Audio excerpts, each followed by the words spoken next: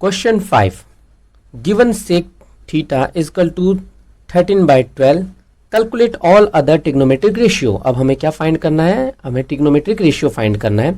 तो हमें सबसे पहले हमें क्या दे रखा है, हमें दे रखा है सेक थीटा। सेक थीटा दे रखा है हमारा 13/12 और सेक थीटा हमारा क्या होता है, ठीक थीटा होता है हमारा h/b। तो हम सेक थीटा की मदद से हम ट्राइंगल निकालेंगे, ठीक है। तो सबसे पहले हमने ट्राइंगल बना दिया है। अब ट्राइंगल का नाम देते हैं ए बी एंड सी, ठीक है। और बी जो होता है हमारा, बी होता है हमारा राइट एंगल। तो राइट एंगल के ठीक हमारा जो सामने वाला जो होता है वो हमारा हाइपोटेनियस होता है।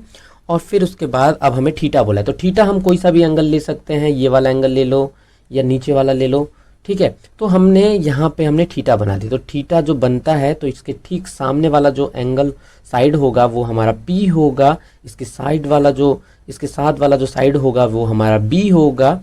तो यहाँ पे दे रखा है H हमारा 13 दे रखा है, उसके बाद B हमारा 12 दे रखा है। तो हमें P नहीं पता तो हमें P फाइंड करना पड़ेगा, और P फाइंड करने के लिए हमें पाइथागोरस का थ्योरम लगाना पड़ेगा। तो हम यहाँ पे सबसे पहले बाय पाइथागोरस लिख लेते हैं,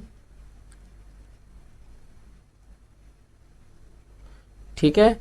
अब हम बाय पाइथागोरस लगाने के बाद अब हम क्या करते हैं, अब निकालते हैं P फाइंड करते हैं। तो सबसे पहले h² is equal to P² plus B²। तो h हमें पता है, h हमारा 13 है। उसके बाद हमारा P हमारा कितना है, P हमारा नहीं पता, तो P ही हमें क्या करना है, फाइंड करना है। B हमारा है 12 का स्क्वायर। अब 13 का होता है 169 स्क्वायर होता है, और P² का हम P² ही लिखेंगे, प्लस 12 का स्क्वायर होता है 144। अब आप 144 क्या है, प्लस में है, तो अब वो इजकल टू के उस तरफ जाएगा। तो 169 के बदले 169 ही लिखेंगे, और 144 को जब इजकल टू के उस तरफ लेंगे तो वो प्लस में है तो माइनस बन जाएगा, -144 इजिकल टू P², ठीक है। उसके बाद हम जब 169 को माइनस करते हैं 144 से, तो हमारा आंसर आता है 25। अब 25 आता है। अब मैं आपको बता दूं P के ऊपर क्या स्क्वायर है, जब स्क्वायर को इक्वल टू के उस तरफ लेके जाएंगे तो वो क्या बनता है, वो हमारा रूट बनता है। तो उसके बाद रूट आ गया 25 के ऊपर, और आपको पता है ना 25 कैसे निकलेगा, 25 जो रूट होता है, रूट जब तक पेयर बनेगा तब उसके पेयर ही निकलेगा। तो 25 का हो जाएगा 5 × 5, तो 5 × 5, तो अब हमारा P अब हमारा कितना हो जाता है, P हमारा हो जाता है 5। तो P हमें पता चल चुका है 5। अब देखो इस ट्राइंगल के क्या तीनों साइड पता है, तो हम क्या करेंगे, ट्रिग्नोमेट्रिक रेशियो फाइंड करेंगे। तो ट्रिग्नोमेट्रिक रेशियो क्या फाइंड करेंगे, सबसे पहले ट्रिग्नोमेट्रिक रेशियो फाइंड करेंगे। तो लिख लेते हैं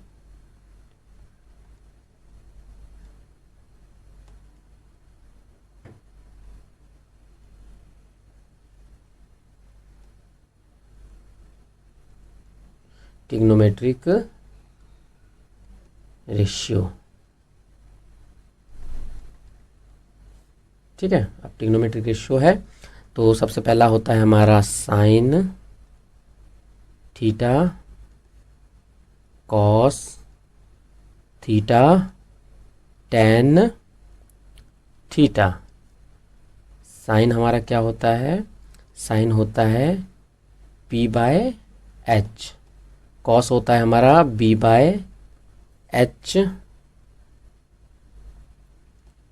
टेन होता है P/B, ठीक है। अब हमारा आता है कॉसेक थीटा हमारा होता है H/P। सेक तो हमें पहले ही दे रखा है, अगर लिखो ना लिखो तो भी चलेगा, फिर भी हम लिख देते हैं sec theta is equal to H/B।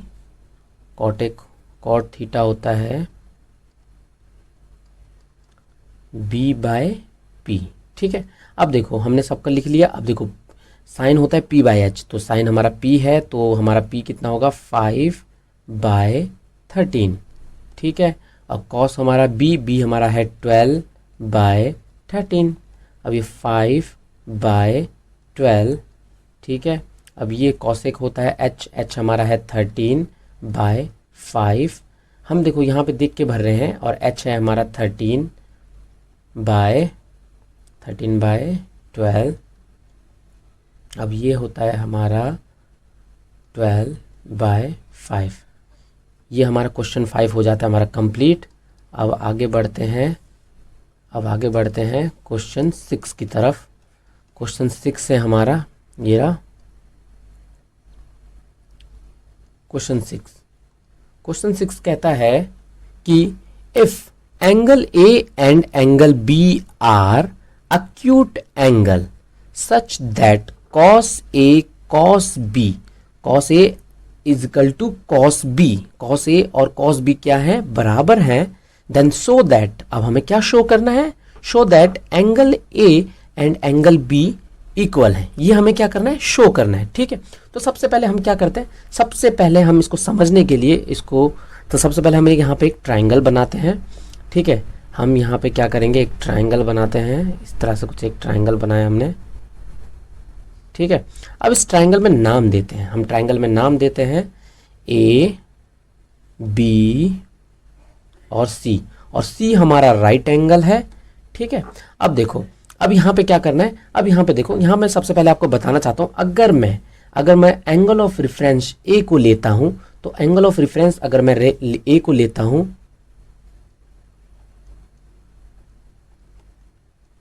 Reference angle A को लिया, तो हमारा बेस क्या बनेगा,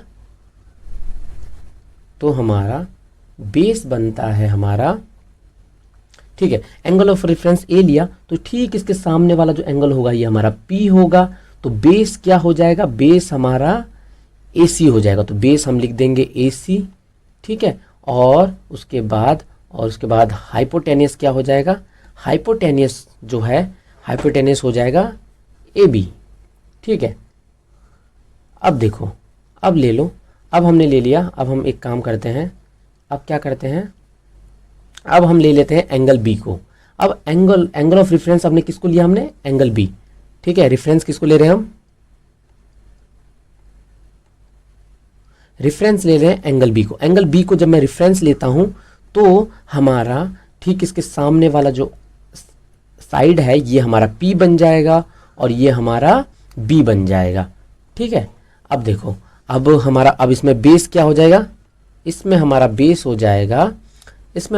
हो जाएगा B C, and hypotenuse H हमारा क्या हो जाएगा, एच हमारा हो जाएगा ए बी, ठीक है। अब हमें जो दे रखा है वो लिख लेंगे। हमें क्या दे रखा है, हमें दे रखा है, हमें गिवन कर रखा है, हमें गिवन क्या कर रखा है, हमें कर रखा है cos A is equal to cos B, ठीक है। कॉस ए और कॉस बी देखा, देखो कॉस ए बोलता है, तो देखो कॉस ए बोलेगा तो हमारा एंगल ऑफ रेफरेंस कहाँ बन जाएगा, फट से बताओ एंगल ऑफ रेफरेंस कहाँ बनेगा। कॉस ए बोलता है, जैसे कि कॉस ए की बात करता है, कॉस ए, तो ठीक इसके सामने वाला क्या हो जाएगा, पी हो जाएगा।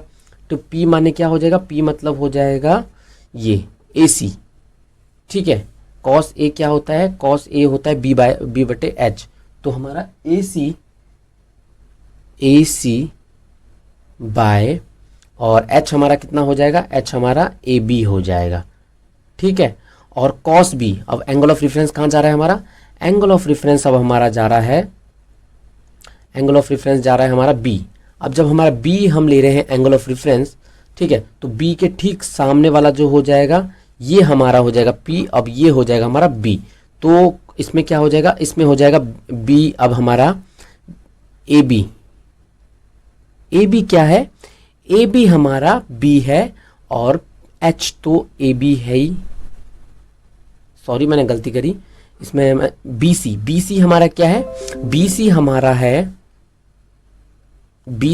है बी, और ए सी हमारा कितना है, ए सी हमारा है, ये क्या कहते हैं इसे, ये थोड़ी सी मिस्टेक हुई है, इसको हम ठीक कर लेते हैं एक बार। देखो यहाँ पे क्या हुई है मिस्टेक ये हुई है कि बी सी हमारा बी है, और ए सी और ए बी हमारा एच है, ठीक है। अब मैं आपको बता दूं कि ए बी और ए बी कट हो जाते हैं, क्योंकि इजिकल टू के इस तरफ और इस तरफ दोनों अगर सेम नंबर है तो कट होते हैं। तो हमारा क्या बनता है, हमारा बचता है ए सी इजिकल टू बी सी। ठीक है। अब उसके बाद अब मैं आपको बताता हूँ अब हमें क्या प्रूफ करना है, हमें प्रूफ करना है। अब मैं आपको एक चीज़ बता दूँ कि हमने अगर आपको आगे नहीं पढ़ा तो हम पढ़ेंगे आगे कि जब दो साइड्स अगर इक्वल होते हैं, दो साइड्स क्या है, ए सी और बी सी, जब दो साइड इक्वल होते हैं तो इक्वल साइड्स के उनके एंगल्स भी हमेशा इक्वल होते हैं। तो इसके जो एंगल्स होते हैं, angle A is equal to angle B, तो हम यहाँ पे लिख देंगे, हम यहाँ पे क्या लिखेंगे, हम लिख देंगे in a triangle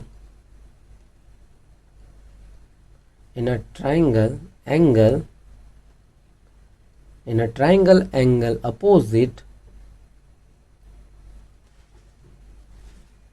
to equal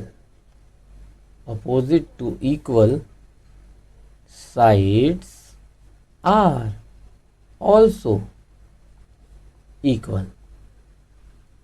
ये हमेशा याद रखना आप कि जब ट्राइंगल के अपोजिट साइड जो होते हैं, जब एक ट्राइंगल है उस ट्राइंगल के एंगल्स के अपोजिट क्या होते हैं, इक्वल होते हैं। मतलब अपोजिट साइड्स क्या होते हैं, इक्वल होते हैं। अगर ये दो साइड्स इक्वल हैं तो इनके अपोजिट साइड जो एंगल बनते हैं वो भी हमेशा क्या बनते हैं, इक्वल बनते हैं। ठीक है। यहाँ पे हमारी वीडियो होती है ख़त्म।